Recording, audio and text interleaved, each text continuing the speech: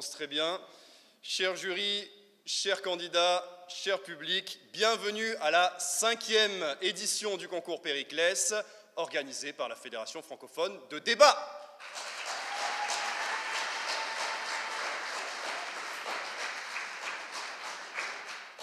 Cinq années que le concours Périclès voit passer des orateurs talentueux, formés pour certains par la Fédération francophone de débat ou par des clubs, mais aussi des personnes qui viennent de l'extérieur pour participer à tous nos concours. Je voudrais qu'on remercie à nouveau toute la fédération et tous ses membres qui sont là ce soir.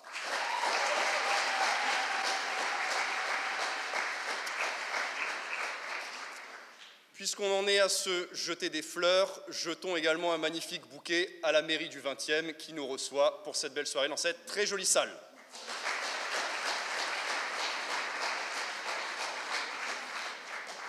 Salle magnifique dans laquelle vous allez être très chanceux ce soir, puisque vous allez voir des candidats très éloquents devant vous. Ils étaient 200 au départ, ensuite ils n'ont été plus que 12 ce soir. Ils ne sont plus que 6. Ils sont là pour vous voir, pour vous émouvoir et ne pas vous décevoir. On peut les applaudir, ce sont nos 6 candidats.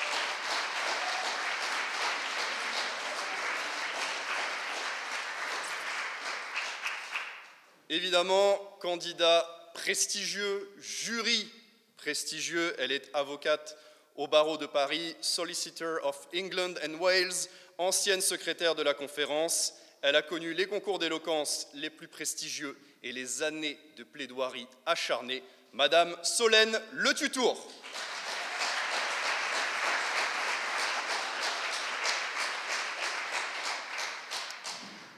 Il est l'héritier des grands théoriciens de l'art oratoire, fondateur de l'école de l'art oratoire de Paris, metteur en scène, comédien, professeur, auteur du Secret des orateurs. Applaudissements pour Monsieur Stéphane André.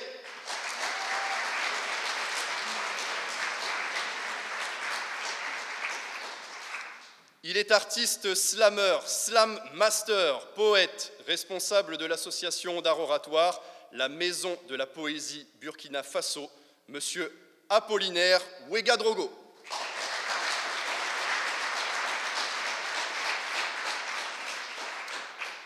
Consultante en communication politique, présidente de l'association Tchétchébia qui accompagne de nombreux projets éducatifs en Afrique francophone, organisatrice du concours d'éloquence Graines d'éloquence, Annie Monia Kakou.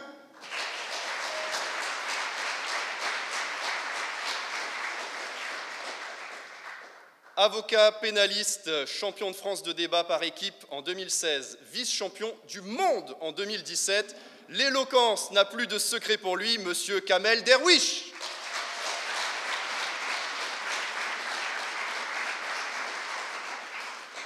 Et enfin, je vais l'inviter à me rejoindre sur scène.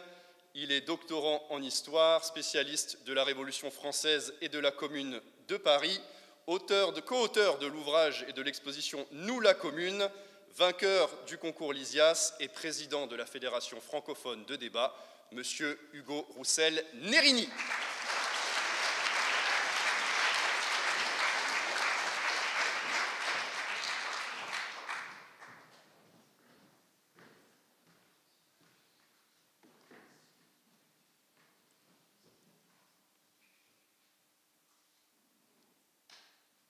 Toutes les explications du monde ne justifieront pas qu'on ait pu livrer aux chiens l'honneur d'un homme et finalement sa vie au prix d'un double manquement de ses accusateurs aux lois fondamentales de notre République, celles qui protègent la dignité et la liberté de chacun d'entre nous. C'est par ces propos que le président François Mitterrand rendait hommage à Pierre Bérégovoy le 4 mai 1993 à Nevers. 3 jours plus tôt, l'ancien Premier ministre de la France avait mis fin à ses jours. Pierre Bérégovoy est né en 1925, le 23 décembre, il y a donc 100 ans de cela. À 16 ans, il entre à la SNCF et quelque temps plus tard dans la Résistance. Au début de la 4e République, il fait ses premiers pas en politique. En 1958, il participe à la fondation du Parti socialiste unifié. En 1971, au Parti socialiste. Et tout naturellement, 10 ans plus tard, le 10 mai 1981, il fait partie des figures du socialisme français. Il sera d'abord donc à l'Élysée, secrétaire général, puis ensuite passera aux affaires sociales et connaîtra une longue période à Bercy avant de devenir en 1992 Premier ministre de la France. En 1993, les élections malheureuses pour les socialistes les voient quitter la scène pour un temps et Bérégovoy de quitter la scène pour toujours. Mais ce soir, nous lui rendrons hommage par une citation qui vous sera révélée par notre camarade Rémi Salor tout à l'heure et sur lesquelles 2 de nos candidats ce soir joueront. Nous avons parlé de Bérégovoy et nous avons parlé de la résistance. La résistance, effectivement, nous rappelle que nous commémorons cette année les 80 ans de la libération du camp d'Auschwitz. Et dans ce camp d'Auschwitz, certaines personnes ont également laissé leur vie, d'autres ont réussi à la maintenir. Je veux parler, bien évidemment, d'une certaine Simone Veil, qui a 16 ans,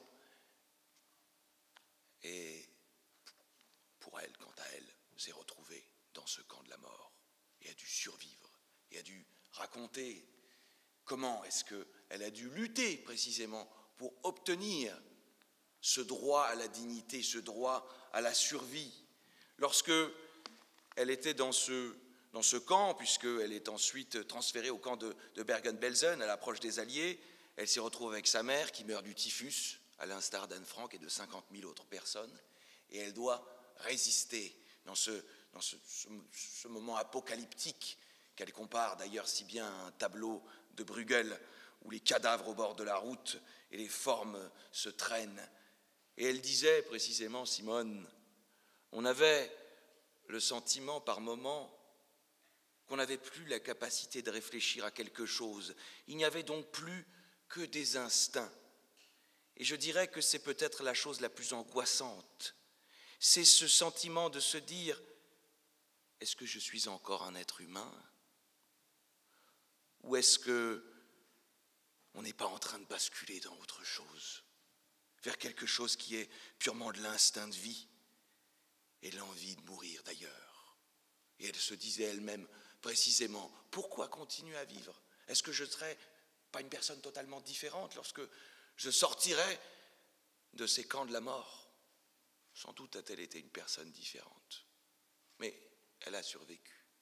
Et nous commémorons aussi les 50 ans de quelque chose d'un peu plus joyeux, qui est les 50 ans de la loi sur l'interruption volontaire de grossesse, votée en 1975 sous l'impulsion de Simone Veil. Et je recommande aux oratrices, aux orateurs de ce soir, de se prêter à l'exercice, auquel je me prête plus ou moins maintenant, qui est celui d'aller lire ce texte, d'aller le dire à voix haute, ce grand discours. Nul ne recours de gaieté de cœur à l'interruption volontaire de grossesse.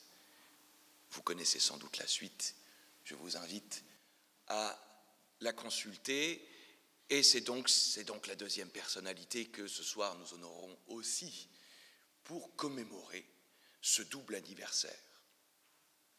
Enfin, cette loi de 1975, elle a pu arriver, certes, grâce à l'action de Simone Veil, mais que sont les individus ? Pas grand-chose, ils ne sont que l'expression de rapports de force historiques. Le rapport de force, il avait été un peu posé en 1968, à la suite de ces révoltes, qui sont des révoltes ouvrières et des révoltes aussi étudiantes. Et dans ce courant-là naissait aussi une université qui nous est chère, la Fédération francophone de débat, parce qu'il y a un club là-bas notamment, qui était l'université de Vincennes, qui maintenant est à l'université de Vincennes-Saint-Denis, à Paris 8. Cette université, vous savez, c'est l'époque où justement le gouvernement, les gaullistes s'étaient dit, on va prendre tous les gauchistes, on va les mettre dans un bois à Vincennes, ils vont essayer de faire leur truc et ça ne va pas marcher. Et en fait, force était de constater que ça ne marchait pas si mal, quoi. Et que quand tous les observateurs internationaux venaient pour demander, pour rencontrer les universitaires, on voulait tous leur montrer les grandes universités de France, et ils disaient non, mais nous on veut voir Paris 8.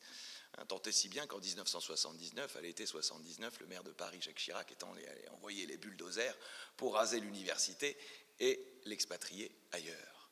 Et dans cette université, eh bien, il y avait des grands universitaires, et notamment l'un d'entre eux que nous allons honorer ce soir en la personne de Gilles Deleuze.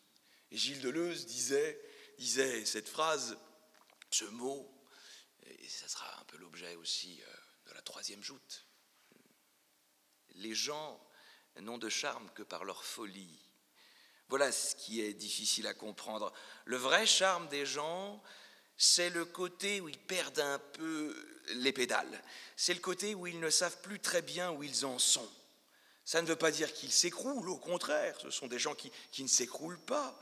Mais si tu ne saisis pas la petite racine ou le petit grain de folie chez quelqu'un, tu ne peux pas l'aimer. On est tous un peu déments, et j'ai peur, ou je suis bien content, que le point de démence de quelqu'un, ce soit la source même de son charme. Alors, chères oratrices, chers orateurs de ce soir, chères candidates, j'espère que ce soir, vous allez nous montrer un petit peu votre petit grain de folie, hein, parce que c'est ça aussi qu'on a envie de voir. Et sans doute que c'est celui ou celle qui ce soir nous montrera le mieux son petit grain de folie, c'est-à-dire celui ou celle qui se fera peut-être le plus aimer par la subjectivité collective de ce jury, qui pourra gagner ce magnifique trophée. Hein. Vous avez vu, il est plus beau que l'année dernière, hein. On a mis un peu plus de budget.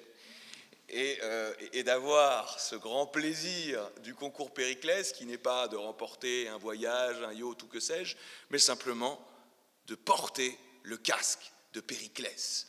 Alors peut-être que ce soir vous serez aussi bon que François Mitterrand dans son éloge funèbre, ou que celle du grand stratège Périclès, qui brillait aussi par ses éloges funèbres. Quoi qu'il en soit, que ce soit un discours joyeux ou un discours triste, donnez-nous du plaisir, force et honneur.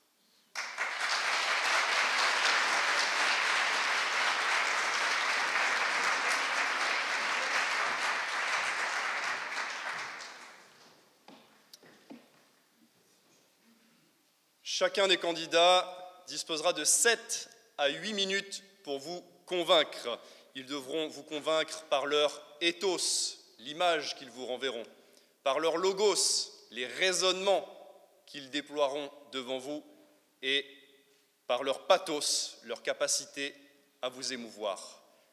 À l'issue de leurs interventions, nos jurés auront le choix de leur poser ou non une ou deux questions.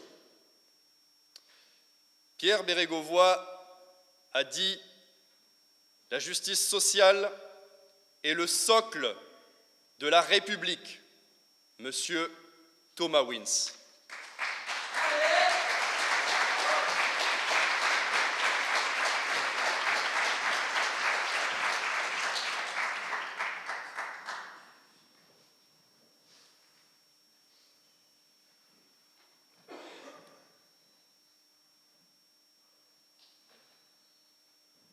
Madame, Monsieur, votre prochain train est actuellement bloqué en gare d'Enfer Rochereau.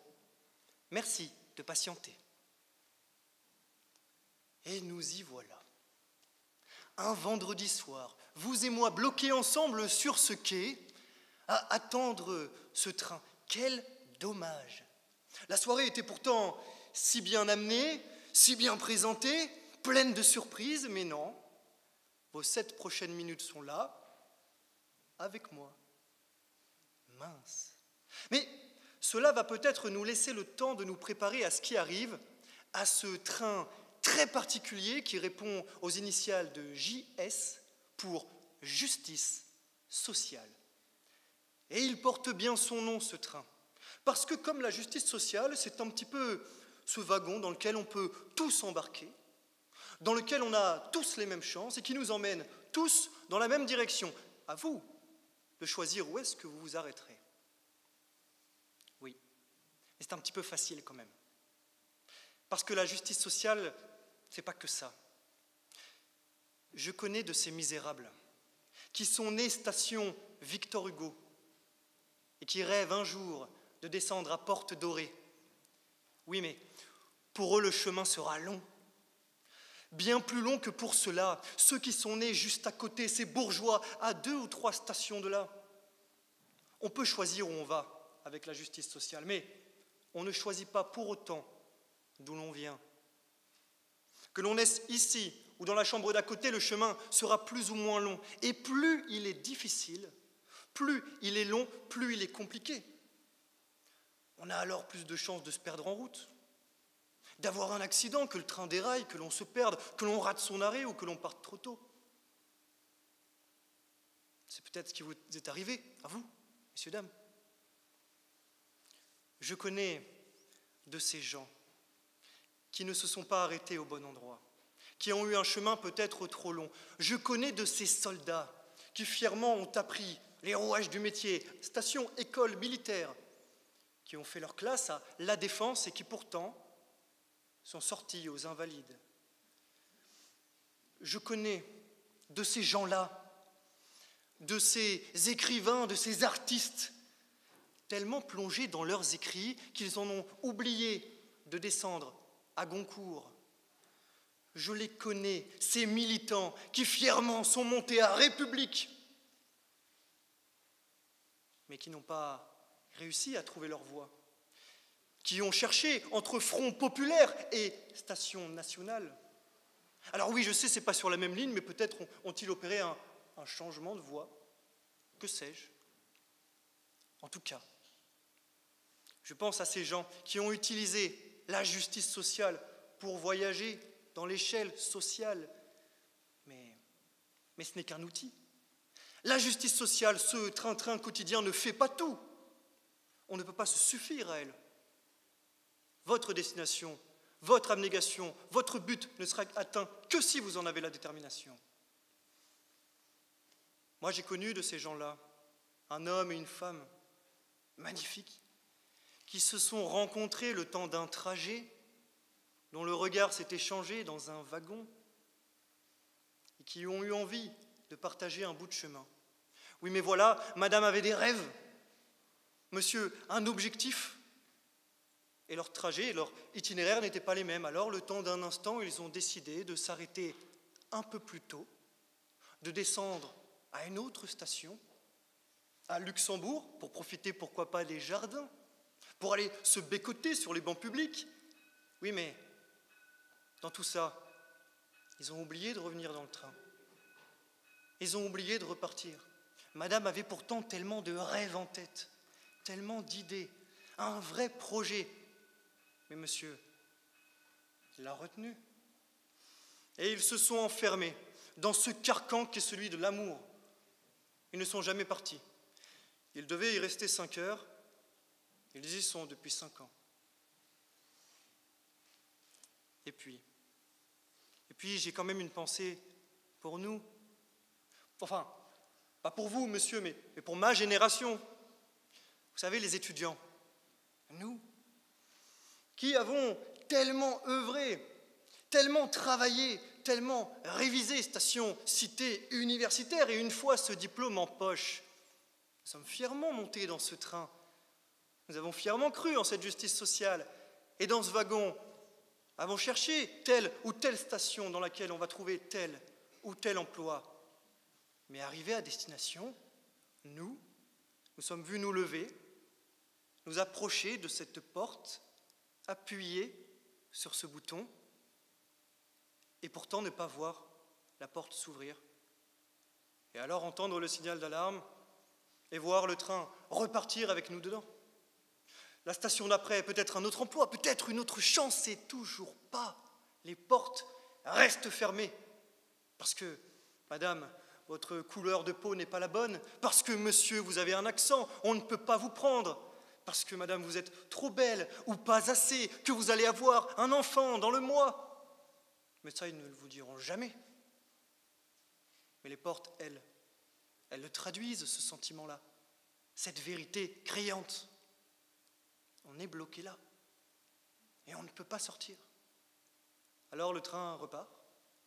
Toujours avec nous à l'intérieur. Aucune porte ne s'ouvre. La justice sociale a, comme qui dirait, un problème technique. Alors, s'il vous plaît, appelez un mécanicien, un réparateur. Réparez-la parce que là, nous, on fait des tours. Et un an plus tard, on se retrouve au même endroit, au point zéro, cité universitaire, les seules portes qui s'ouvrent à nous, et on reprend les études qu'on a pourtant tellement fui. Ouais. La justice sociale, elle n'est pas si bien faite que ça. Alors si on ne peut pas compter que sur elle, il faut qu'on puisse compter sur nous, mesdames, messieurs, nous, la République. La République, c'est moi. Enfin, c'est nous les jeunes, c'est vous les autres. C'est la République, ce sont toutes ces personnes-là qui embarquent dans le train. Ce sont les écrivains de Goncourt, les militants et les militaires. Ce sont les bourgeois de Porte Dorée. Ce sont les Misérables de Victor Hugo. Ce sont toutes ces personnes-là qui embarquent dans ces wagons croyant dur en cette justice sociale. Et si la République a pour but le bien commun, à que l'on soit tous heureux, alors il faut bien comprendre que l'on ne peut pas se suffire à ce socle, parce que ce n'est qu'un socle, la justice sociale, qu'une base, qu'un train que l'on peut tous emprunter, mais à nous de rester dedans. Et c'est là le plus difficile, c'est là le plus compliqué. Vous savez, moi j'ai embarqué dans ce train avec un ami, à la base. On était deux. Et un jour, le train s'est arrêté. Le conducteur a pris la parole pour dire qu'il y a eu un accident voyageur. Encore un qui veut faire son intéressant. Encore un qui retarde tout le monde et qui embête le monde. Et moi, furieux, je me retourne vers mon ami pour le lui dire et il est pas là. En fait, il est plus là. En fait, c'est peut-être de lui dont parlait le conducteur. Il faut dire que la société n'avait pas prévu de construire une station nommée Paradis, alors il est allé l'inventer. Et j'espère qu'il l'a trouvé. La justice sociale, il ne faut pas s'en suffire. La justice sociale, si on cherche le bonheur collectif, allez d'abord chercher votre bonheur personnel. Oui, chers amis de ma jeunesse, vous, allez défoncer les portes lorsqu'elles sont fermées. Si le train s'arrête, descendez et courez jusqu'à votre station. Ne vous arrêtez pas trop tôt, ne vous arrêtez pas trop tard. Soyez patients si le chemin est long. Si vous venez de loin, ayez le cran de vous accrocher à vos rêves et ne laissez rien, ni personne, vous faire vous arrêter plus tôt. Même pas l'amour, même pas ça. Mais, mesdames, messieurs, vous l'avez entendu, il arrive en gare, ce train. Il va être temps de le prendre. La seule question qui reste, c'est vous.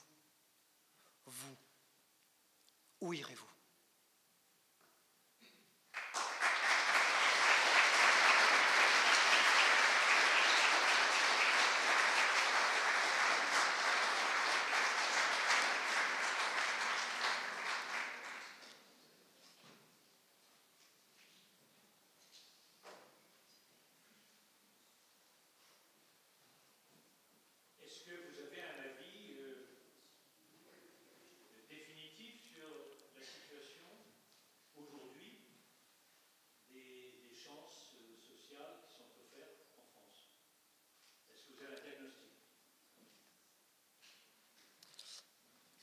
Monsieur, je le crois, on a tous les mêmes chances.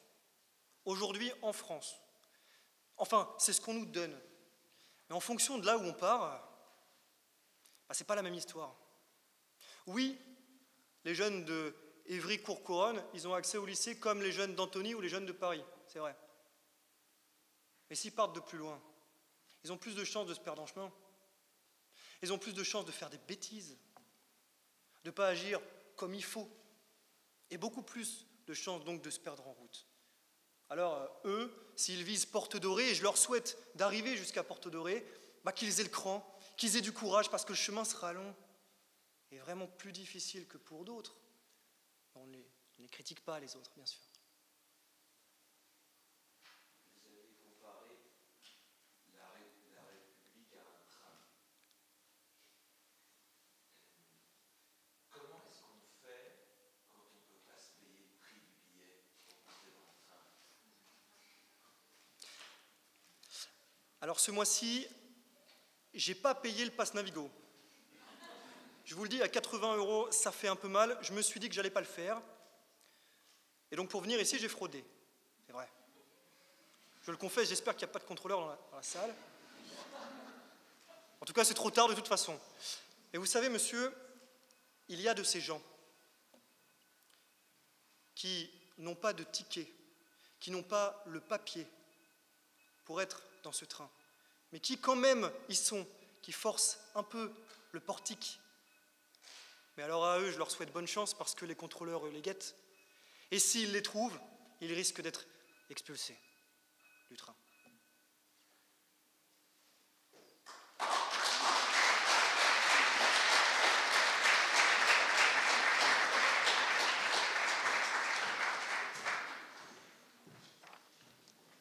Merci beaucoup, Monsieur Wins, qui devait donc défendre son sujet à l'affirmative.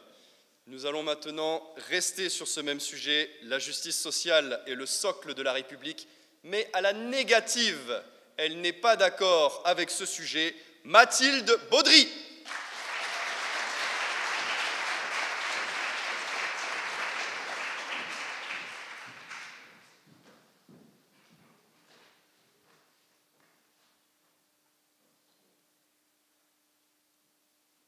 Les heures défilent et moi, je fixe ce plafond perdu dans le labyrinthe de mes pensées.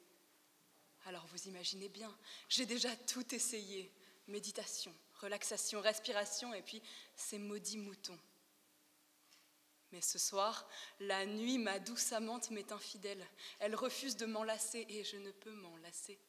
Car plus je l'attends, plus je la désire, mais plus je la chasse, plus elle s'efface. Alors ce soir, mon cerveau est en ébullition, mes pensées fulminent l'âme vibrante, le cœur fougueux. Je m'éclipse de mon lit de solitude fébrile, mais déterminée, j'attrape un stylo. Il est l'heure. Ce soir, je fais une promesse qui gronde en moi. C'est aujourd'hui que je change le monde.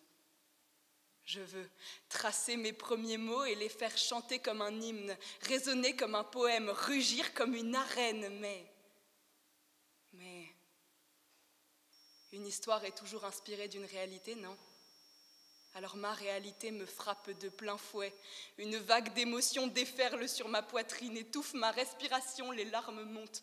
Dans ce tumulte, un mot surgit, un mot lourd de sens, un mot de colère et de frustration. Je le note en gros, en lettres capitales, comme une évidence, un cri, une vérité qui me brûle les mains et qui fait vaciller mes rêves. Précarité. Alors comment rêver une fois plongé dans une telle dystopie? Toute ma vie, on m'a bassinée avec la méritocratie, mais comment y croire quand les politiques sont des élites démocrates mais technocrates, alors que certains vivent dans le froid, la faim, la peur du lendemain? Pour eux, on promet une justice sociale comme socle de la République, comme un remède miracle, une panacée pour vivre en société, en satiété. Mais moi, je veux être leur plume, leur voix, et écrire dans leur discours une once de vérité. Française, Français, non, la justice sociale n'est pas le socle de la République. Alors quand on vous dit le changement, c'est maintenant, rien ne changera. Rien ne s'améliorera, ni les inégalités, ni l'accent anglais de François. Ce sont des mots creux. Des mots de personnalité qui nous condamnent à être des personnes alitées, clouées au sol par les inégalités. Ce sont des mots vides de sens comme des aquarelles trop diluées, des phrases sans pigments qui laissent l'âme en noir et blanc. Alors remettons un peu de couleur au tableau, voulez-vous? Laissez-moi voir rouge et rire jaune quant au véritable socle de la République. Il est pathétique, archaïque, illogique, car la République est chic. Alors elle embellit la vérité sous un tissu de mensonges où s'entremêle l'illusion d'une justice sociale avec la fausse promesse d'une égalité des chances. Et qu'ils sont drôles, nos meneurs menteurs. Oui, on ne sait plus si nos ministres sont plus rodés ou ridés, alors moi je ris d'eux. Car ils disent que les hommes naissent libres et égaux, mais les femmes gagnent toujours moins pour les mêmes postes. Les hommes naissent libres et égaux, mais pendant que Manuel danse et Valérie paraissent, nombreux n'ont plus d'argent pour finir le mois. Les hommes naissent libres et égaux, mais entre étranges et étrangers, il n'y a qu'un air qui, l'air de rien, ne manque pas d'air. Alors ne soyez ni effarés, ni effrayés, la justice sociale a toujours été un beau mensonge suffisamment important pour que personne ne le conteste et suffisamment dissimulé pour être simulé. Avec nos politiques, on ne s'ennuie jamais, car dès qu'on essaye de leur trouver des qualités, une once de sincérité, on arrive à être convaincu, oui, en moyenne le temps d'un gouvernement Barnier. Et ce qui est beau, c'est que ça ne s'arrête jamais. Regardez, il y a de cela 5 minutes, nous avons découvert Thomas, notre nouveau politique en herbe. Il s'est drapé de son costume de bourgeois réac, a enfilé ses gants et a gentiment mis la poussière sous le tapis. Il a brandi les mérites de la République face aux accusations qui la mettent mal à l'aise. Alors très bien, si tel est votre terrain, monsieur, jouons selon vos règles. Admettons-le, la justice sociale existe. Mais je ne peux me taire face à votre discours de vautour, car elle n'est pas et n'a jamais été son socle. Elle est un objectif peut-être, une finalité sûrement, mais son fondement, jamais. Notre République, elle s'est construite comme une maison érigée pour faire face aux tempêtes de la crise suscitée par sa prédécesseuse. Son sol, la liberté, un pilier inébranlable sur lequel nous avançons. Ses murs, la stabilité des pouvoirs dressés pour résister aux bourrasques de l'histoire. Mais la justice sociale dans tout ça n'est même pas son sous-sol, peut-être seulement le sous-fifre de notre souffrance. Et puis, vous parlez de République comme d'un mantra sacré, mais permettez-moi de vous rappeler qu'il en existe seulement de nom. Croyez-vous sincèrement que la République populaire de Chine se soit bâtie sur le fondement de la justice sociale? Si tel est le cas, monsieur, il faut croire que la naïveté est un luxe que vous vous offrez sans compter. Mais je suis sûre qu'il en reste parmi vous des idéalistes convaincus, des bisounours de la politique, des Jean-François qui achètent à 10 centimes leur pain au chocolat. Alors rien que pour vous, oui, rien que pour vous, j'irai encore plus loin. L'injustice sociale est le socle de la République. Elle revêt un masque d'équité bien taillé, mais sous ce masque, elle repose sur une inégalité légalisée. Elle est un fil d'or, teinté de rouge, qui tisse la distinction entre ceux qui sont tout et ceux qui ne sont rien, entre les gouvernants et les gouvernés. Elle nourrit l'élite et étouffe les sans-voix. L'injustice, elle est omniprésente à la fois, explicite et cachée. Elle est comme un secret qui pourrait se vanter en murmurant « Sans moi, la machine ne tourne pas ». Alors moi, je ne sais plus. Je ne sais plus si la fable de la République est devenue une fade rhétorique, si la promesse démocratique s'efface en une prose amnésique, si l'idéal républicain n'est plus qu'un mirage cynique, si les grands discours politiques s'échouent en une rengaine tragique, si la devise nationale n'est qu'un écho nostalgique, si la flamme du progrès vacille sous une brise léthargique. Je ne sais plus. Si je dois subir les jeux d'apparence ou dénoncer quitte à être évincé. Alors ce soir, dans ce grand théâtre mensonger, j'ai fait mon choix. Je fais tomber le masque. Ce soir, je ne rêve plus la République, non, je la dis telle qu'elle est. Car derrière les mots liberté, égalité, fraternité, se cache celui de privilégié.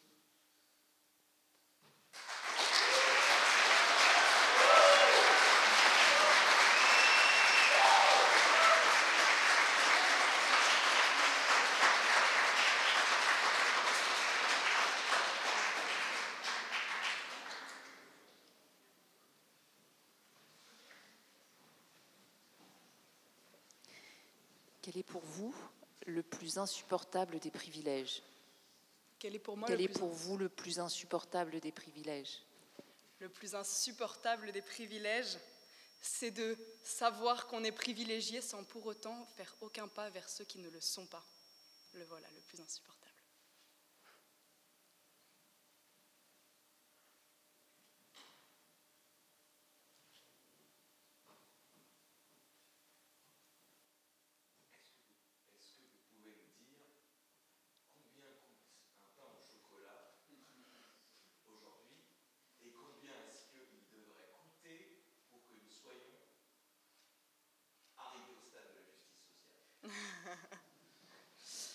En tant que ministre de l'économie, je me sens très légitime de vous répondre. Un pain au chocolat, en tant que la gauche caviar que j'incarne, plutôt 40 € autour de ce prix-là. Non, plus sérieusement, je ne compte pas changer les prix des pains au chocolat, mais je compte pouvoir aider ceux qui n'ont pas les moyens de s'en payer pour pouvoir le faire.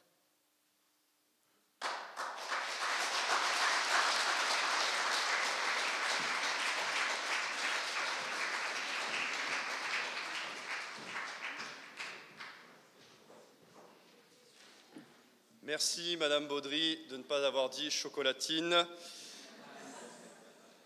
De Simone Veil, on ne peut pas comprendre la société si l'on ne comprend pas les femmes. À l'affirmative, Constant Teffra.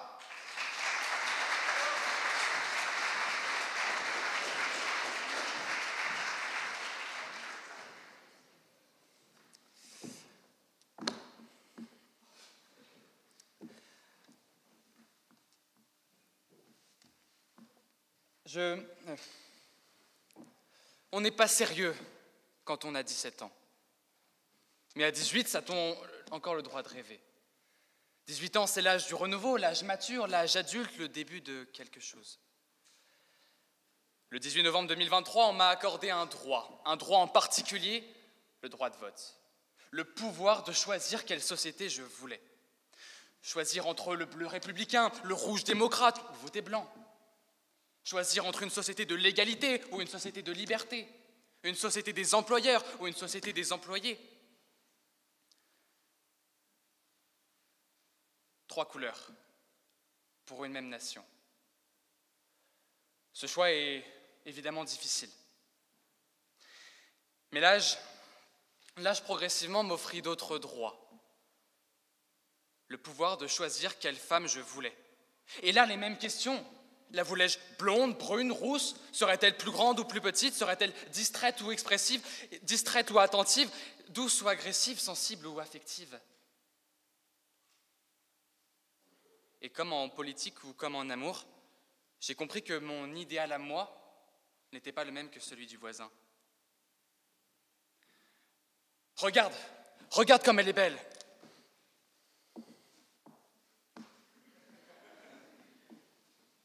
Il y a, chère Assemblée, dans le choix que nous faisons de nos femmes tellement déterminant,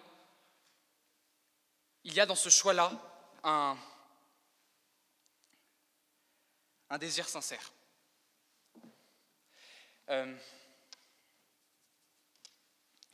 Certains veulent une femme qui soit très présente, qui soit très là, comme certains veulent un État très présent. D'autres, au contraire, aiment leur femme avec plus d'indépendance, plus de distance. D'autres aussi veulent un État avec plus de distance. Alors, ce qui est sûr, c'est que les hommes, eux, n'aiment pas la facilité. Ils n'aiment pas quand c'est trop simple. Ils aiment se battre. Les hommes sont masochistes. En 300 000 ans d'existence, Homo sapiens n'a eu de cesse de se faire l'amour comme de se faire la guerre. Il y a dans ce choix, il y a dans cette séparation une volonté de conquête, qu'elle soit amoureuse ou militaire. Et pour l'un comme pour l'autre, cela fonctionne de la même manière. Pour les guerres sont les premiers moteurs de nos sociétés. Qu'elles soient civiles ou mondiales, elles façonnent le visage d'un nouvel idéal. Regardez comment les choses ont changé avec la Révolution française. Les femmes, elles, sont les premiers moteurs de nos vies. Qu'elles soient nos amoureuses ou nos amies, elles façonnent le cœur d'un homme meurtri. Regardez comment les choses ont changé depuis que dans ma vie, elle est entrée. Les choses ont changé. Ces conquêtes nous ont-elles fait vraiment progresser? Pourquoi devoir toujours se battre? Les choses ne pouvaient pas être plus simples. Bonjour, illustre inconnu. Voudrais-tu m'épouser? Ça vous fait rire. Parce qu'au fond de vous, vous le savez, et même si cet illustre inconnu, ce parfait homme ou parfaite femme serait l'époux parfait, vous n'en voudriez pas. Pas comme cela. Il y a en vous, je le sens, ce besoin de conquête. Quand tout est acquis, l'amour est affaibli. Et finalement, avec les guerres, c'est assez similaire. Pour être honnête, je n'ai jamais vraiment compris à quoi elle sert. Mais on n'a jamais cessé de la faire, et aujourd'hui, plus que jamais, elle est vue comme nécessaire. Je vous le disais, les guerres sont les premiers moteurs de nos sociétés. Mais, je vais peut-être dire une bêtise, mais au lieu de faire la guerre, on ne devrait pas se mettre autour d'une table et discuter pour trouver des solutions, au lieu de laisser parler les bombes. Un peu comme en amour. Pourquoi toujours vouloir celle qu'on n'aura jamais inaccessible?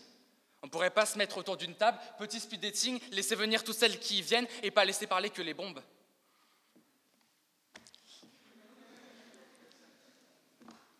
Je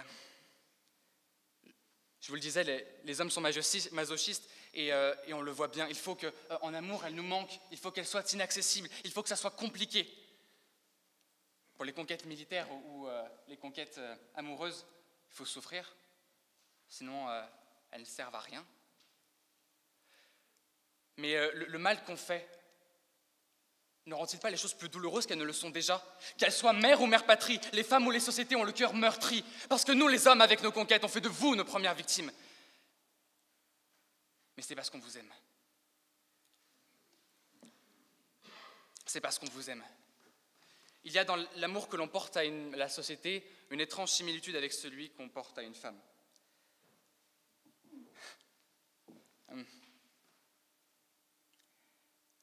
Une société,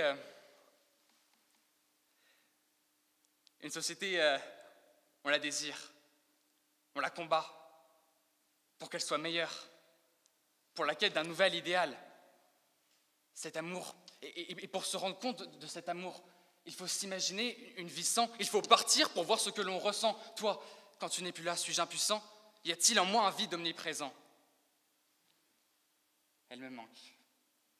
Cela fait plusieurs jours, plusieurs mois que je suis parti. Loin de ma femme, loin de ma patrie. La fleur au fusil, mais le cœur affaibli. Mais les jours passent et son absence me laisse dans une impasse. Sur un petit carton, j'ai dessiné son visage pour dire qu'elle me manque, ma femme et mon village.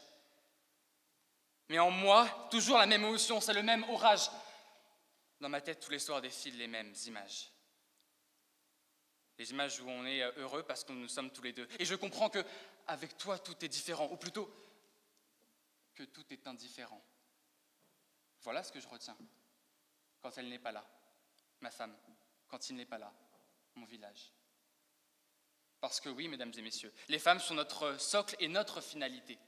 Elles sont notre tout, notre avant, notre après. Elles nous font souffrir, elles nous font rêver, elles nous font écrire, elles nous font penser, elles nous font sentir que pour elles, on pourrait tout donner. Parce que ce monde leur ressemble. Il est fait à leur image, une insolente innocence, sublime visage. Et comprendre le monde, comprendre les femmes, c'est comprendre le monde. Là, voilà la solution. C'est se rendre compte, comprendre le monde, c'est comprendre qu'il est sublime, voir que les hommes, eux, le rendent immonde. Alors, chère assemblée, si le but ultime de la vie, c'est de trouver le bonheur, alors je peux vous le dire, les femmes et les sociétés en sont le premier vecteur. Et moi, je peux vous le dire très personnellement, le bonheur, c'est de vivre dans un pays, dans une société, dans une patrie, dont le nom rime avec providence ou espérance. Le bonheur, c'est d'avoir une femme dont le prénom rime avec « je t'aime ».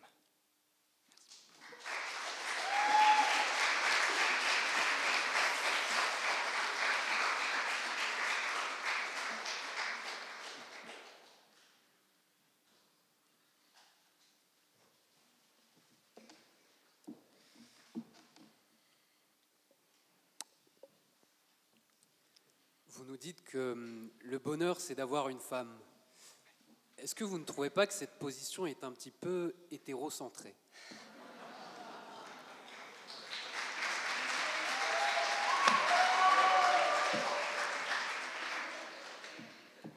Je dois avouer que je suis l'auteur de mon propre texte et que j'ai écrit avec mon cœur, et le mien se tourne vers une femme.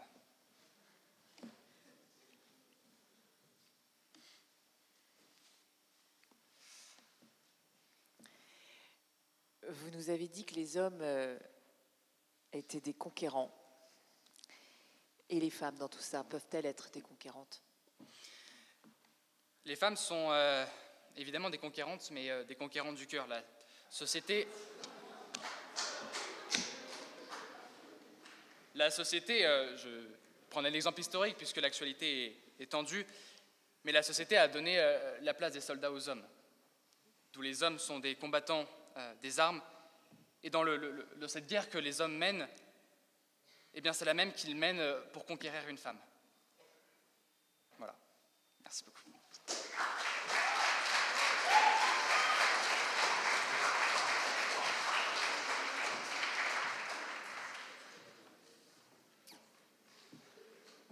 Merci beaucoup, Monsieur Teffra, pour ce numéro de funambulisme au moment des questions. Constant Teffra, s'il vous plaît, messieurs, dames, on peut l'applaudir à nouveau.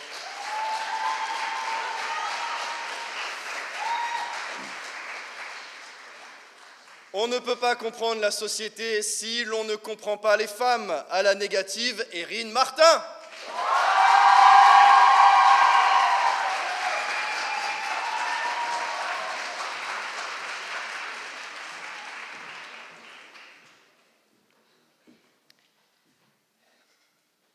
Guillaume adore les femmes.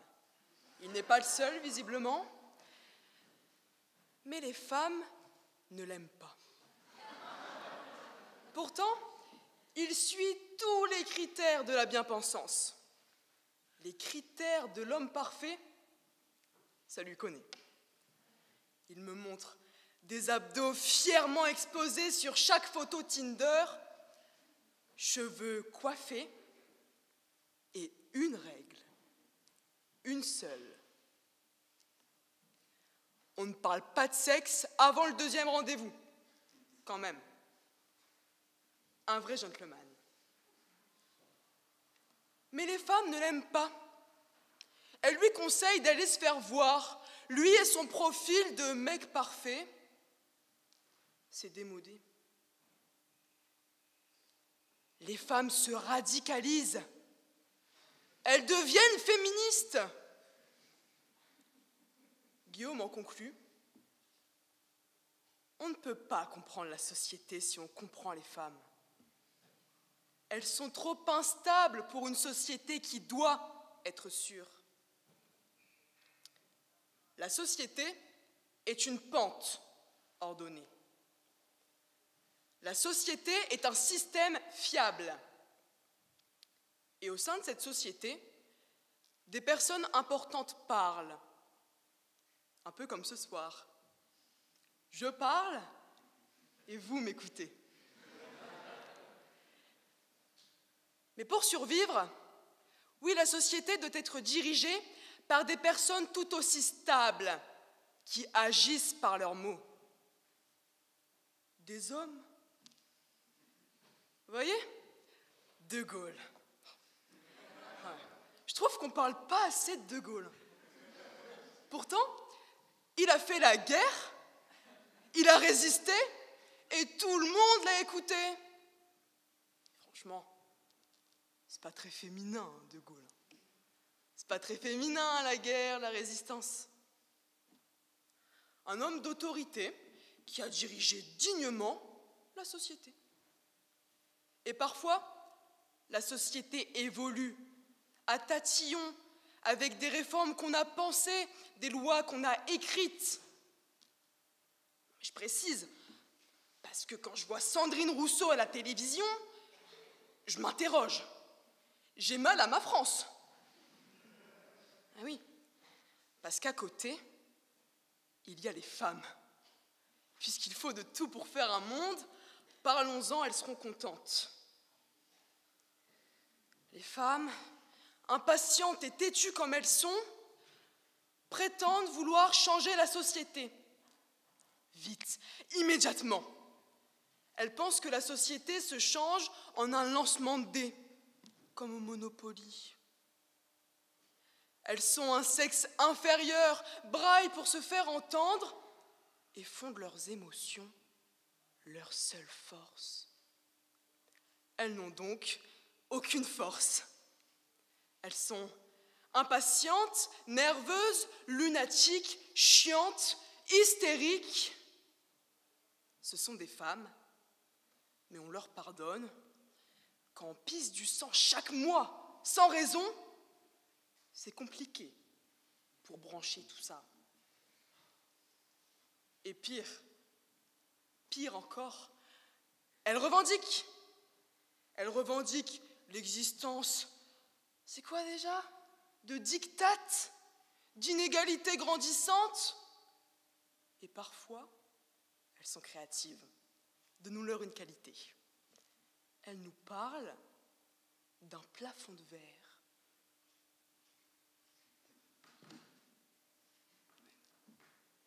C'est bien ce que je pensais, elles ne sont pas très bricoleuses. Mais ça ne peut pas fonctionner. Non.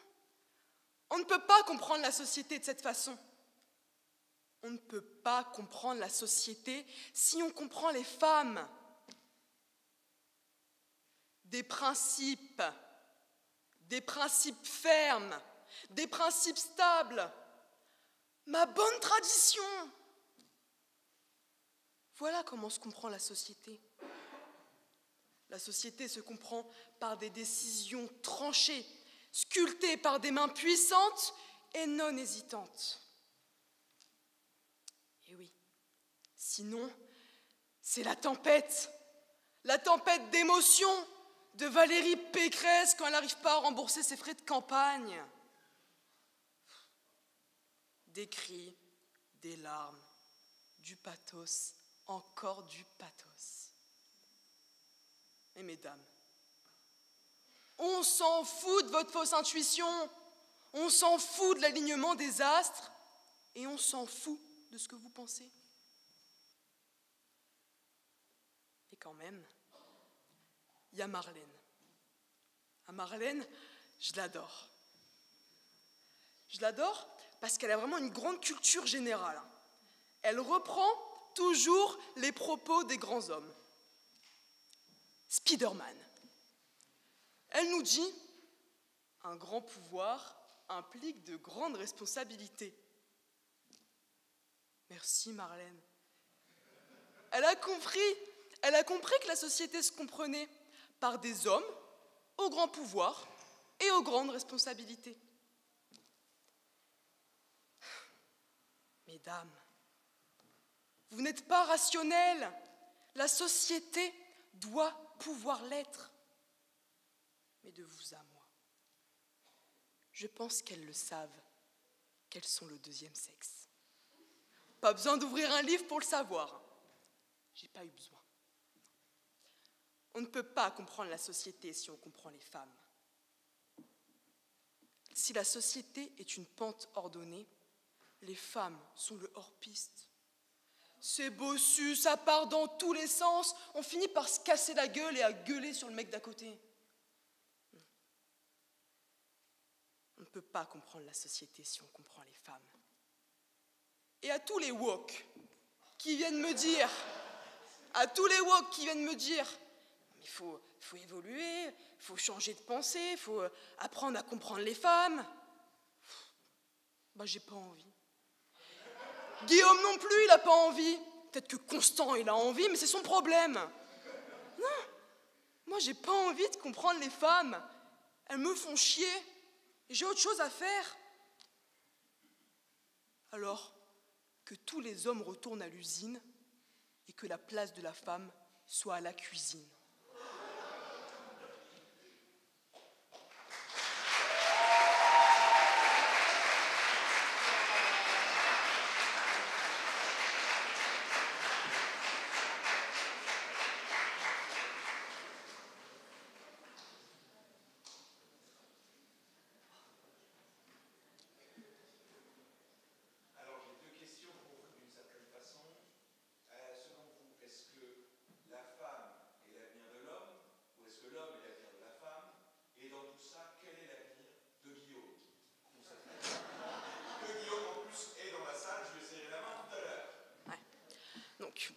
La femme pense être l'avenir de l'homme.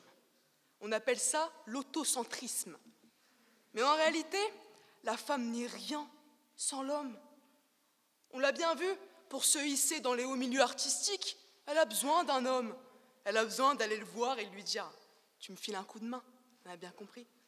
Donc Guillaume, je le connais, il sort Métra, il est toujours autant dragueur, ne vous inquiétez pas pour lui. Et puis les femmes, vous n'êtes pas l'avenir. L'avenir, c'est bien les hommes, c'est bien Guillaume, mais ce n'est pas les féministes comme Constant. Merci.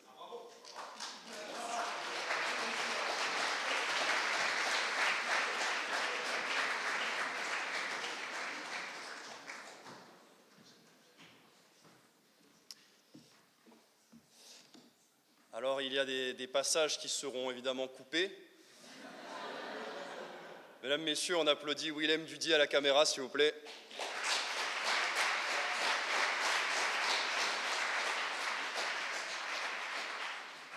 Alias le roi de la coupe. Nous passons à Gilles Deleuze. Les gens n'ont de charme que par leur folie. Monsieur Anis Benasser.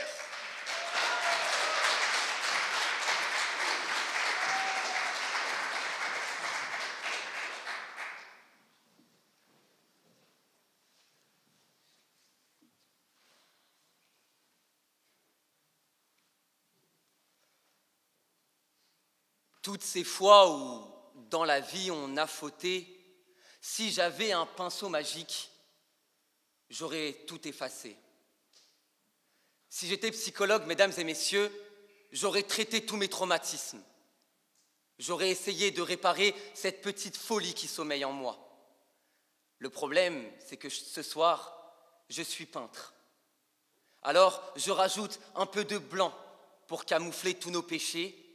Je rajoute un peu de bleu pour camoufler toutes ces larmes que l'on n'a pas su retenir. Et je rajoute enfin un peu de rouge pour camoufler cette haine qui sommeille en nous. Mesdames et messieurs, voyez-vous, lorsque je peins ce tableau comme empreint de folie et que je vous le présente, vous ne trouvez qu'une seule chose à faire, c'est applaudir. Applaudir cette folie-là, ce petit brin que j'ai eu, ce petit éclair de génie, comme on aime bien le qualifier. Mais moi, je n'oublie pas. Je n'oublie pas que cette peinture, elle n'est que le résultat de ma propre folie. Et je n'oublie pas l'envie de meurtre que j'ai eue lorsque j'ai peint ce tableau, en repensant à celle qui nous a quittés il y a de ça 2 semaines. Vous voyez, mesdames et messieurs, la vérité, combien était-il? Combien était-il à n'être réduit qu'à ce simple rang de personnes que l'on considère que comme étant que complètement folles? Croire que l'on pourrait avoir de l'eau courante en actionnant un robinet, il fallait être complètement fou pour y croire. Croire qu'un jour, on pourrait dompter le soleil, le capturer dans cette ampoule pour qu'il éclaire cette pièce, il fallait être complètement fou pour y croire. Croire qu'un jour, on aurait des petits engins électroniques qui pourront nous guider à travers les rues de Paris, il fallait être complètement fou pour y croire. Parce que oui, mesdames et messieurs, la folie, c'est ça. La folie, ça n'a toujours été que de croire. Croire en soi, croire en ses rêves. La vérité, prenez Léonard de Vinci, prenez Van Gogh, prenez Einstein, prenez Simone Veil. Ils n'étaient réduits à la base qu'à 2 personnes complètement folles qui croyaient en des choses complètement folles. Et puis, une fois qu'elles ont réussi, alors on les a considérées comme étant des génies. Parce que la folie, mesdames et messieurs, ça n'a toujours été que le moteur de la réussite. La vérité, c'est qu'il faut des gens qui soient complètement fous pour remettre toutes les règles du jeu en question pour pouvoir avancer. Mais le vrai problème dans tout ça, c'est que lorsqu'on parle folie, on ne pense pas à la réussite. Lorsqu'on parle folie, alors on pense immédiatement à cet homme qui nous attend tous les soirs à Gare du Nord entre 2 et 3 heures du matin avec un accordéon, prêt à nous chanter cette fameuse chanson roumaine qui lui tient tant à cœur, mais que nous, on ne comprend pas, peut-être parce qu'on ne parle pas roumain, ou peut-être parce que le monsieur a trop bu. Et puis alors, à ce moment-là, deux possibilités. Soit on prend la folie en pitié, soit elle nous dégoûte. Oh, le pauvre, regarde-le, ça ne doit pas être facile pour lui. Donnons-lui une petite pièce, tiens. Oh, regarde-le, il est encore là à boire jusqu'à 3 heures du matin et en plus il sent mauvais.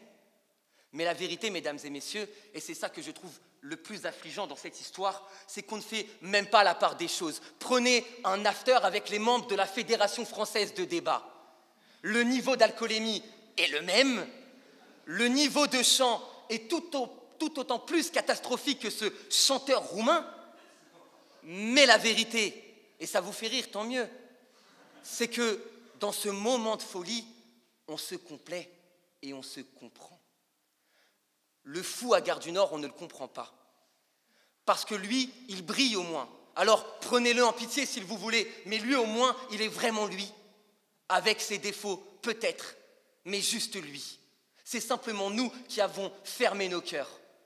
Et la différence, c'est qu'avec un after de la FFD, dans ce même moment-là, nos cœurs sont tous connectés au même point, donc on se comprend, donc cette folie-là, elle est d'autant plus charmante.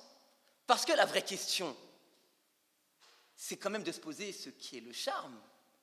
Parce que qu'est-ce que c'est le charme? C'est être beau, c'est être drôle, peut-être est-ce mystérieux. Non, mesdames et messieurs, le charme n'a jamais été perfection. Le charme est toujours une imperfection assumée. Ce qui fait le charme, c'est ce qui fait que vous êtes vous. Ce qui fait que toi, tu ne seras jamais elle et que vous ne serez jamais elle. C'est ça, simplement, le charme. Parce qu'on parle tous différemment, parce qu'on s'habille tous différemment, parce qu'on chante, danse et pense différemment. Et alors, parfois, lorsqu'on rencontre une personne qui n'est pas comme nous, on ne la comprend pas, donc on la prend pour folle. Regarde-le, il sort en t-shirt alors qu'il fait 2 degrés, il est complètement fou. Oui, mais 2 degrés, c'est ce que lui n'a que toujours connu. Et dans son pays, 2 degrés, c'est 27 degrés chez nous. Le problème, c'est qu'on ne prend pas vraiment le temps de comprendre ce qu'est la folie des uns et des autres. Parce que lorsqu'on parle folie, on pense aussi directement à ces personnes qui sont enfermées dans des hôpitaux psychiatriques. Cette fois, je pense notamment à ma grand-mère. Ma grand-mère, voyez-vous, pendant 2 ans, alternait entre hôpital psychiatrique et EHPAD. Alors les professionnels de santé nous ont dit, elle a des déviances mentales, elle est juste folle, et puis son temps lui est compté. Mais pour une fois dans ma vie, mesdames et messieurs, j'ai vu ma grand-mère sourire. Ma grand-mère, elle vient d'Algérie, elle a éduqué 7 enfants tout seul. Et vous savez quoi, pour une fois, à l'EHPAD, elle s'est mise à danser. Alors oui, elle était complètement folle, mais qu'est-ce qu'elle était charmante. Mais ne vous y méprenez pas. Je ne dis pas que toutes les folies sont charmantes. Je pense notamment à cet homme qui, en un claquement de doigts, en appuyant sur un seul bouton, par un excès de folie, a rasé 2 villes japonaises de la carte du monde, comme ça. Je pense notamment à ces citoyens français qui ont noyé mes ancêtres algériens dans la Seine, juste là, par simple esprit de vengeance. Cette folie-là n'est pas à louer, mais ce n'est pas pour autant qu'il faut catégoriser la folie. Et puis vous savez, je n'ai pas été totalement honnête avec vous parce que ce soir, je ne suis pas venu tout seul, j'ai ramené ma folie. Moi, je l'appelle Faux-Folle. Faux-Folle, elle n'est pas comme vous. Faux-Folle, elle n'a pas vos codes. Elle s'y dissimule derrière des costumes et des sourires, mais Faux-Folle, elle n'a pas appris à dire bonjour. Faux-Folle, d'où elle vient, on se check et on se dit « wesh, ça va ?» Faux-Folle, elle n'a pas fait de grandes études. Faux-Folle, elle prend le métro à 19h34 à Porte de la Chapelle, direction la direction. Elle ne sait pas où elle va, mais Faux-Folle, elle kiffe. Faux-Folle, c'est ce que la plupart des hommes ont renié en eux. Faux-Folle, c'est ce qui fait que la plupart des gens n'ont malheureusement plus de rêve ou n'assument plus vraiment ce qu'ils sont. Alors, qui c'est vraiment les fous dans l'histoire? Ceux qui ont osé rêver? Ceux qui osent entreprendre? Ou est-ce vous, finalement, qui vous cantonnez à cette vie fade et sans saveur? Parce que si vous pensez ne pas être fou, vous vous mettez le doigt dans l'œil, pour tout vous dire. Vous avez toutes et tous accepté qui vous étiez, sincèrement. Vous avez choisi, madame, de faire des études de droit et de devenir avocate. Vous avez choisi, monsieur, de payer autant d'impôts à l'année. Vous avez vraiment choisi de vivre dans cette société que vous n'avez même pas choisie et vous ne vous considérez pas comme étant fou. Si vous l'êtes. Et c'est ça qui fait justement tout votre charme. Alors, mesdames et messieurs, posez-vous les bonnes questions avant d'aller vite en besogne. Êtes-vous prêt à être suffisamment fou pour être charmant ?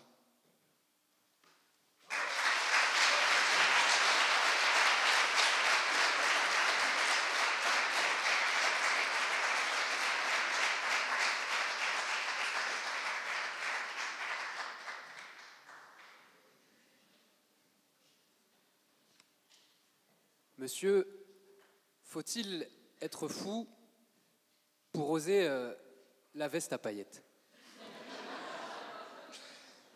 Évidemment qu'il faut être fou, mais c'est justement ça qui fait ma différence. Lorsque je l'ai vu dans le magasin, je me suis dit « Non, je ne pourrais jamais mettre ça, c'est pas possible ». Mais pourquoi ? Parce que mettre une veste à paillettes dans un concours d'éloquence, ce serait mal vu ? Parce qu'on a décidé que pour pouvoir être un orateur, il faut avoir un costume 3 pièces bleu marine avec une cravate bien nouée ? Non. Moi, j'ai décidé d'être fou parce que j'ai décidé d'être différent. Et c'est justement cette différence-là, ce cheveu que j'ai sur la langue, cette petite veste à paillettes que j'ai sur moi, qui fait tout mon charme.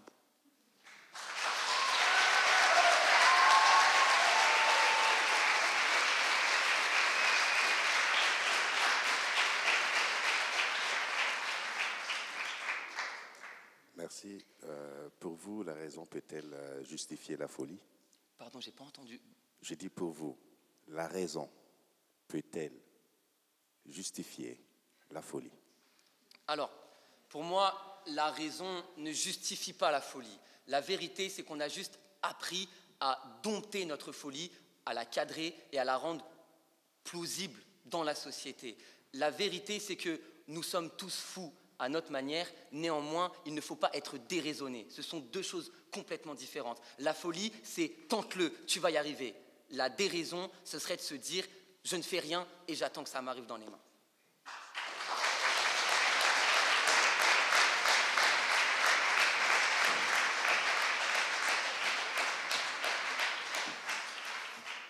Monsieur Benasser, on vous pardonne la cravate noire, on vous pardonne la veste à paillettes, on vous pardonne la petite bouclette faussement négligée sur le front. Je ne donnerai pas de conseils capillaires, je suis de moins en moins bien placé au fil du temps.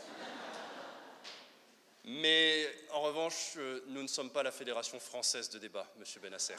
Nous sommes la Fédération francophone de débat.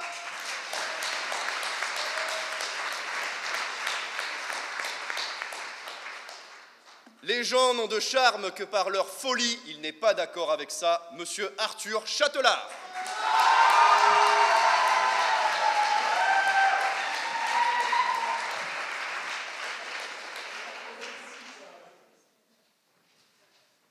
Ce soir, le projet était simple.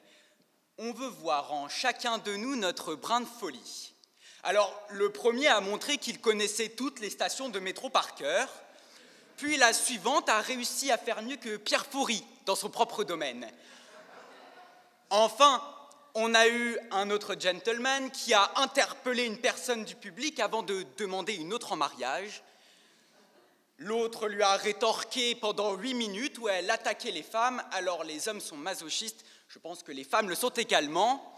Et enfin, le dernier a plaidé les qualités discutables en chanson et en beuverie de la Fédération francophone de débat. Considérant ce qui précède, je pense ne prendre aucun risque en disant qu'on a tous ici un petit brin de folie. Vous savez, ce qui sort par des paroles grandiloquentes ou de grande éloquence, par des danses endiablées, d'autres plus interprétatives, on a tous en nous cette particularité inavouée qui parfois surgit au grand jour. Et que l'on a du charme, mesdames, messieurs, membres du jury, quand on laisse ce brin de folie se libérer, s'exprimer, parce que le charme, mais c'est cela le charme. Le charme, c'est lorsqu'on laisse cette particularité s'emparer du cœur des uns et des autres. Le charme, c'est lorsque ces mêmes cœurs vont nous trouver intrigants, séduisants, attirants pour ce que l'on est. Le charme, c'est ce qui est invisible pour les yeux, qu'on ne voit bien qu'avec le cœur. Là où la beauté réside dans l'apparence d'une personne, le charme, ce qu'il veut, c'est voir les gens tels qu'ils sont. Et ce petit brin de folie, c'est exactement ce qu'ils sont. Mais les mots ont un sens. On a parfois tendance à les confondre. Si le petit brin de folie permet le charme, le petit brin de folie, ce n'est pas la folie, c'est même tout le contraire. Parce que la folie, justement, c'est ne plus être soi-même. Vous savez, la folie, c'est un peu comme cet abîme, ce gouffre de déraison, cet amas de pulsions, et c'est lorsque cet abîme nous regarde que l'on sombre dans la folie. C'est lorsque cet abîme nous regarde que l'on se perd dans la folie.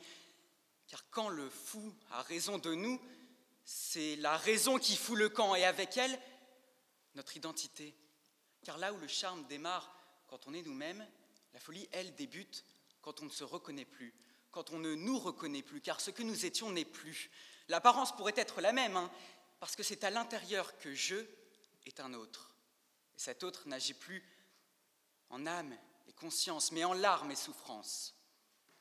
Et alors, si je m'appelais Stéphane Bern, je vous ai regardé comme ça et je vous dirais « Chers Français, plongeons-nous dans les coulisses de ce 7 juillet 1872, dans les Bollières de Montmartre où est née la folie. » Mais comme je ne le suis pas, je vais vous parler normalement.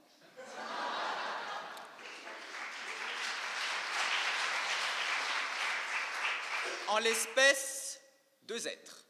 L'un se dit poète, c'est-à-dire qu'il vit d'amour, d'eau fraîche et de canettes de 8-6 tièdes.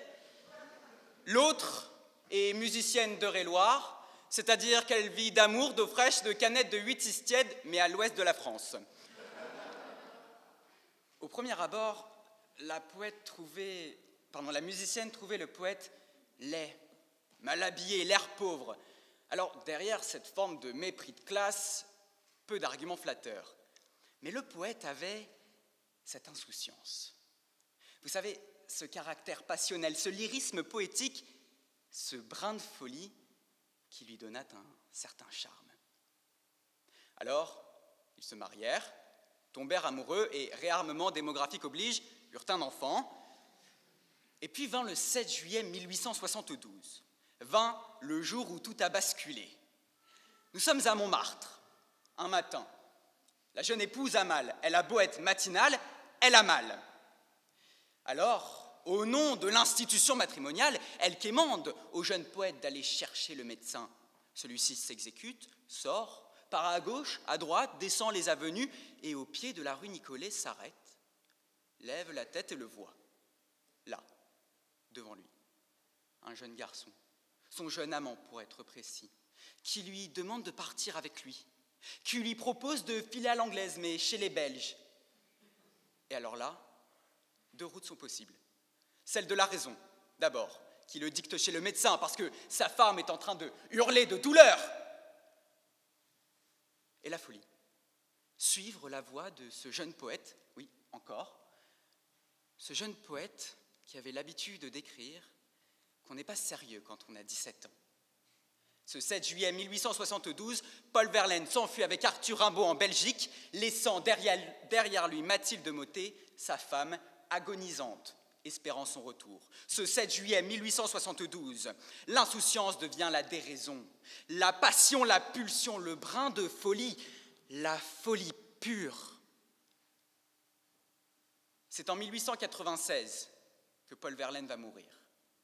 Mathilde Mottet aura fait son deuil bien avant, en 1872, parce que la folie, c'est cette première mort, celle qui annihile l'individu, qui le transforme et le remplace. Là où le charme commence quand on est soi-même, la folie, c'est justement ne plus être soi-même, c'est vaciller entre ce jeu et cet autre, et puis tout d'un coup mourir et passer le charme à gauche. Mais alors soyons francs-jeux, imaginons que la folie soit en réalité la source du charme. Alors, il faudrait aimer à la folie. Pour avoir du charme, il faudrait aimer à perdre la raison, aimer à se perdre, aimer à tout perdre. Et puis, Mathilde, elle n'aurait pas de charme. Elle serait ennuyante.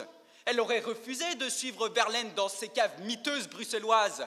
Elle aurait refusé d'être pour son fils une mère absente, une mère absinthe. Et donc, elle n'aurait pas de charme? Non.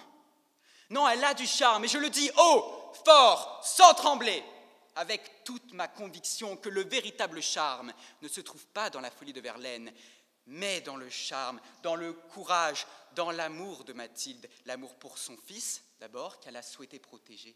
Et puis l'amour pour son mari, pour qui elle aura tout fait afin de le ramener à la raison.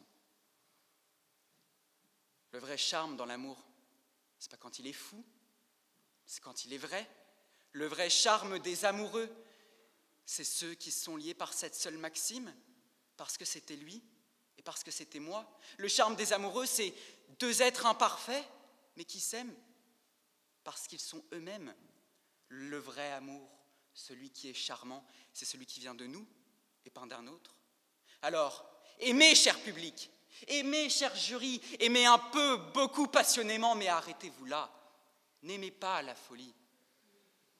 Car comme disait le poète en son temps, le vrai charme de l'amour, c'est quand on est au bord de sa tombe, qu'on se regarde, qu'on se retourne pour regarder en arrière et qu'on se dit « J'ai souffert souvent, je me suis trompé quelquefois, mais j'ai aimé. Et c'est moi qui aimais, moi seul qui ai vécu, et pas un autre factice né de mon orgueil et de ma folie. »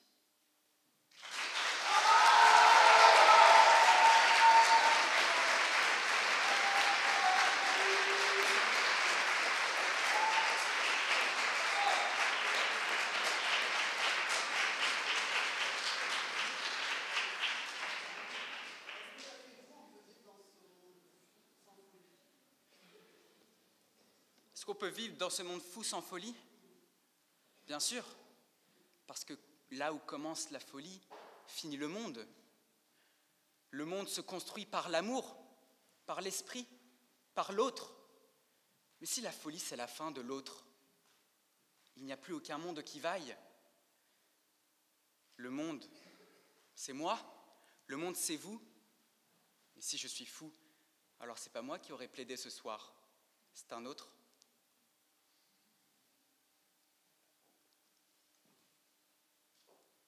Vous avez cité Rimbaud, alors partons de Rimbaud. Vous vous sentez plutôt bohémien ou rond de cuir? Je me permets de remettre les lunettes pour répondre à cette question. Non mais quand Rimbaud nous dit, non mais écoutez, vraiment, qu'on ne doit pas être sérieux quand on a 17 ans, alors moi, je vous réponds que je me sens 18 ans quand j'entends Rimbaud. Je ne me sens pas sérieux ni fou, je me sens moi-même.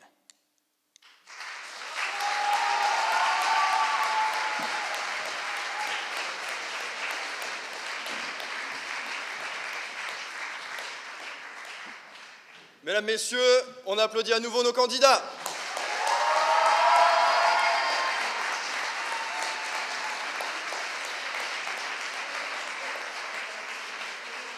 Et maintenant, la véritable folie, ça va être de demander à ce jury de prestige de sortir de la salle pour délibérer en 10 minutes, messieurs, dames. 10 minutes, c'est ça la véritable folie.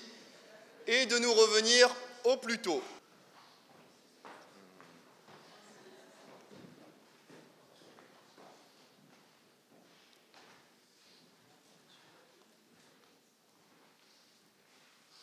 Bien, chers amis, chers camarades, j'ai entendu qu'il y a mon père qui est passé à la tribune, donc du coup ça change, votre regard change forcément sur moi, mais en même temps, comme vous êtes toutes et tous stressés et que vous attendez absolument ce résultat, malheureusement nous n'avons pas le temps.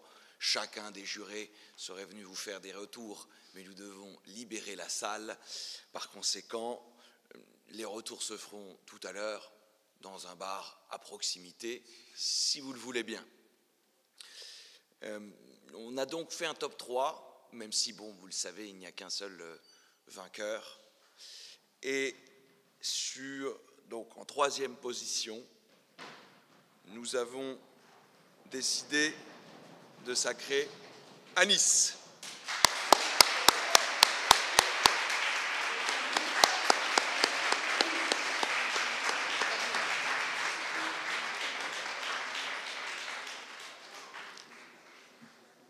Anis qui a su nous toucher, et puis c'est pas la première fois qu'il est en finale, il va continuer, je sais qu'on va le retrouver l'année prochaine de nouveau, parce que c'est la première place qu'il veut, mais il mérite vraiment.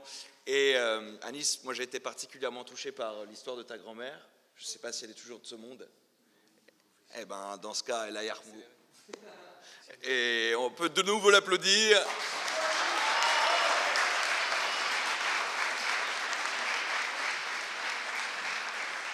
Comprenez, c'est très compliqué. Enfin, en plus, on a dû délibérer assez vite. C'est des sensibilités qui sont différentes. Il y a les loquents judiciaires, il y a le slam, etc. Donc, les places ont changé. Et puis, in fine, nous avons décidé de mettre en deuxième position Erin.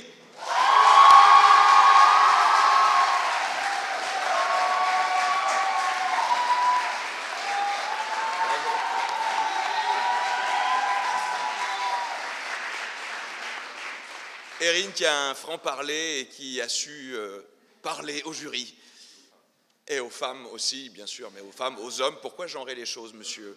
Et enfin, la place vainqueur Périclès 2025, cette année, est attribuée à Mathilde.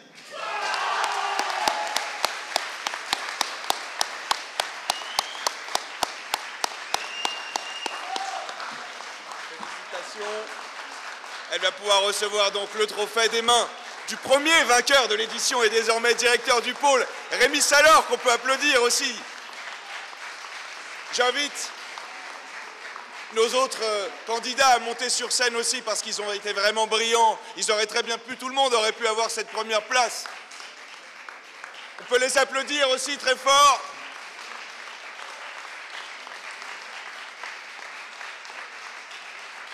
Et nous devons évidemment quitter les lieux rapidement, mais nous allons quand même honorer une tradition, celle de la victoire. La candidate va pouvoir donc venir à la tribune, triompher avec le casque à la tribune.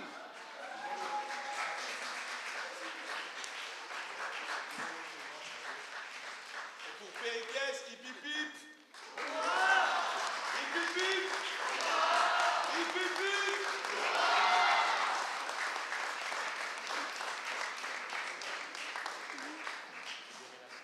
Nous pouvons applaudir les membres du jury, la mairie du 20e et déguerpir rapidement de la salle. Merci à toutes. Et n'oubliez pas, comme on dit à la fédération, on ne naît pas orateur, on ne naît pas oratrice.